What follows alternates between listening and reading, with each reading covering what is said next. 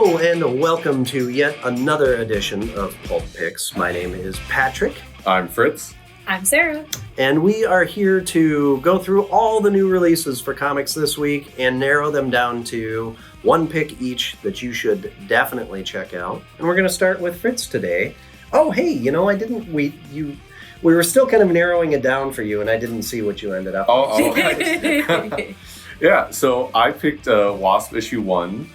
It's is it the 60th anniversary for her this year? Is that what it sounds is? Right. Because I know last year we had Ant-Man's big anniversary, so we got a nice cool miniseries from that. I think all of us picked like an issue at some point, maybe. Yeah. But like we've got the same writer, Al Ewing, who has written several of my picks I've done for these videos. Fantastic writer. Yep. Mm-hmm. But like he's back, he's doing now, instead of with the Ant-Man series, it was like the all different Ant-Mans from across time like coming together, having an adventure. This is focusing on the two Wasps. We've got Jan Van Dyne and Nadia. Is she also going by Van Dyne? I can't remember now. But that's the last I read, I believe so. But yeah, like they're both great. They're both like having an adventure here, dealing with some unresolved trauma from their past. They both had a rough go of it over their lives. But what's really cool is kind of like seeing like how they don't let that define them and like are able to like grow and be better as like heroes and like help each other. Like I really like how it delves into those. Jan's the one who named the Avengers. Yeah. And like it kind of like gets into like what's her mindset around that, like why like she did that, and just I don't know. She's a character I've like of all the original core Avengers like never gets as much play. Yeah. And it's just really cool to like actually like get a feel for like, oh, like who are you as a person? Like how do you approach superheroing? Like what does it mean to you? And just like her relationship with Nadia as her stepdaughter is really fun. It's a cool fight with Whirlwind shows up, who I think was also in the recent X-Men annual, so like he's getting a lot of play for some reason. But there's a cool it's just like a lot of nice throwbacks to the 60s too in terms of like some of the villains that are teased coming up. But I don't know, it's a really, really strong read. Yep, there it is, 60. But no, it's a really good start. Really looking forward to the rest of it. Part of me feels like Ewing's like teasing like other stuff coming this year between this and the Ant-Man comic and some of his other recent stuff. So like, I don't know, if you're loving his stuff and want to see more, definitely check this out. Yeah, I'd like to see him go through the whole Avengers, honestly. I mean, that would be super cool. Mm-hmm. Yeah. Over to you, Sarah. Thanks, Fritz. So you're all shocked, I know, because a couple weeks ago I told you this is going to happen, but I picked I Hate Fairyland number 3. Gert continues on her adventures through Fairyland, although she's not in Fairyland yet, and she gets this little creature called a Getling. And it's essentially like a gremlin, like there's all these rules. You can't let it eat XYZ. You can't let it, so like, and of course, poor Gertrude. I love that. It does not go well for her. So the Getling turns into a Gertling, basically. So, but it continues to be a really fun story. I think Sean Bean's art is just so fitting of the story. I don't know. I don't have enough good things to say about it. All of the original trade paperbacks are over on the shelf. If you haven't been reading it, you should 100% check it out. And you can buy them online. Yeah. You go to our website. You can buy those online. We'll send them to you if we need to. You should do it. Yeah.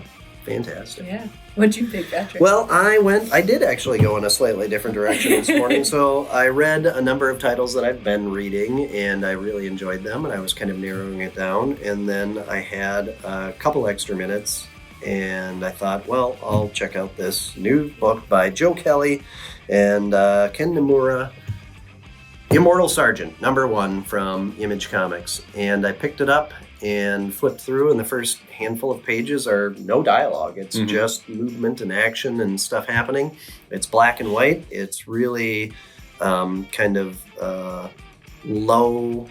Well, it's cartoony in kind of a frenetic's not quite right, but it captures motion and tension, and you feel like when a car is speeding past, you feel the car speeding past. Which, if you read comics, you know is actually very hard to do for cars. There's so many. Yeah, and so when you pick it up and you look at it, it's one of those books where, you know, somebody would go, oh, I could draw that. I guess I could be a comic artist, you know? And no, you couldn't, because who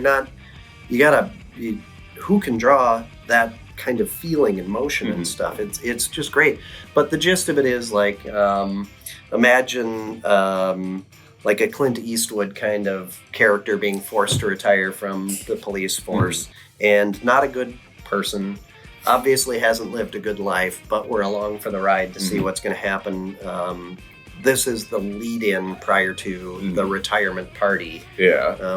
We find out bits about his life, and things obviously haven't been going super great for him, and he's got some very strong opinions about the world. So I just really, really liked this book. It just struck a really great chord for me. So it bumped Iron Man and World's Finest and some other books that I've really been enjoying off of my list this week. So I highly recommend it. And also, it's a fast read. It's if you've read I Kill Giants, it's the same creative team that did both, that. Right? Okay. Yep, it's both of them. So that if you love that, this is probably going to end up being up there with that, I'm willing to bet. But. Yeah, I just really liked it. It was really, really good. So anyway, let us know what you liked in the comments. Be sure to like and subscribe to our videos. Follow us on the social media. Check out our website. Everything is Pulp CG all around the web.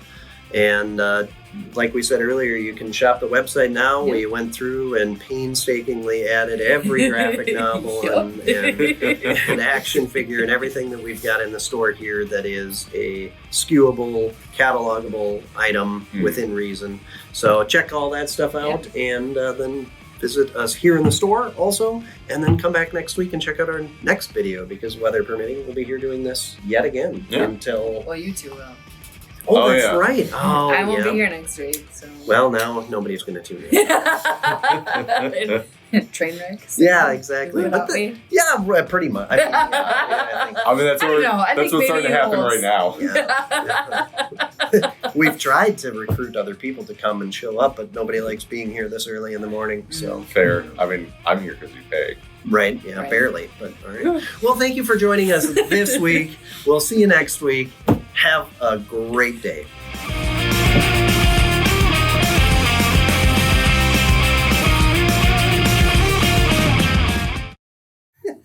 I think next time this book comes out, I should be like, yes, I like. Can we? What we need to do is we need to get like a dollar book so you can just like toss it to the side, and we don't care that if it gets stay on. I'll just grab a 50-cent book.